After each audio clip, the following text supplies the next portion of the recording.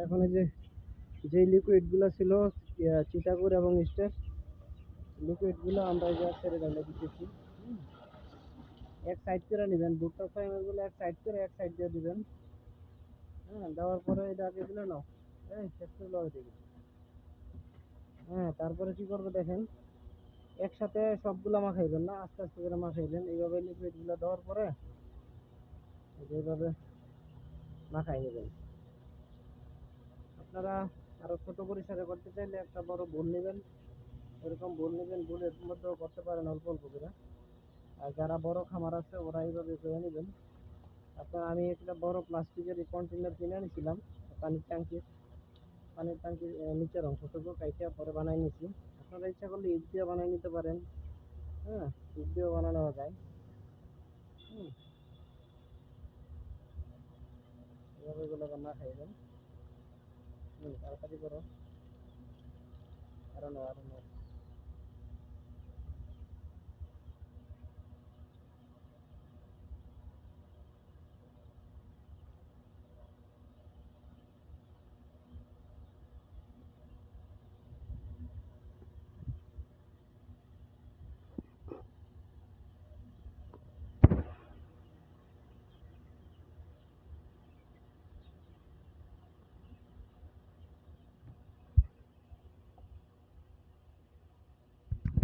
একটা বললে সেক্ষেত্রে ডাল হবে শুধু করতে হয় কি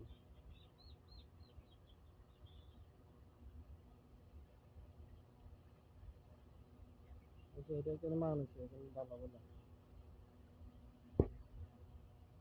দেখেন আপনারা মাখানোটা এরকম ভাবে মাখাই দেন যাতে একদম পাতলাও না হয় আবার এরকম না হয়, এই টাইপের। হ্যাঁ, এই টাইপের সবাই দেখেন, এই যে এই টাইপের হবে। এর চেয়ে আর একটু শুকনো করেও নিতে পারেন, সমস্যা নেই। হ্যাঁ, এই টাইপের হবে। হ্যাঁ, এই টাইপের হবে, পিজাগুলো এই টাইপের হবে। হ্যাঁ, এগুলো এখন ড্রামের মধ্যে রাখবো আমরা। হ্যাঁ, বলতে নাও।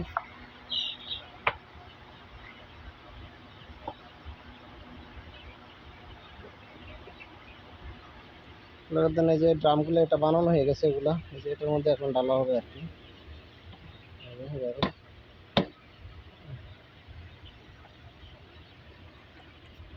এই যে ড্রামের মধ্যে রাখা হইতেছে। ড্রামের পুরাটা ড্রাম কিন্তু কখনোই ভরবেন না। হ্যাঁ, পুরাটা ড্রাম এখানে কখনোই ভরবেন না। ড্রামের মানে যে ড্রামটা আছে এটা 4 ভাগের 3 ভাগ ভরবেন, আর 1 ভাগ একটু খালি রাখতে হবে। হ্যাঁ, 1 ভাগ খালি রাখতে হবে, কারণ হলে এটার মধ্যে প্রচুর পরিমাণে আপনার গ্যাস হবে। তো গ্যাসটা রাখার যদি জায়গা না থাকে তাহলে ড্রাম আবার ব্রাস্ট হয়ে যাবে। এখন আমরা কি করব, এই যে ডাকনা দিয়া, হ্যাঁ, ডাকনা দিয়ে এটা ঢেকে দিব।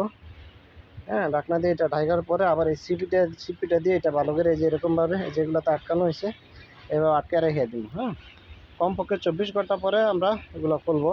তবে সবগুলো খুলবো না, এখানে আমাদের 1টা 2টা 3টা 4টা 5টা, হ্যাঁ, 6টা ড্রাম বানানো হবে। আমরা 6 দিনের জন্য একসাথে বানাইতেছি আর কি।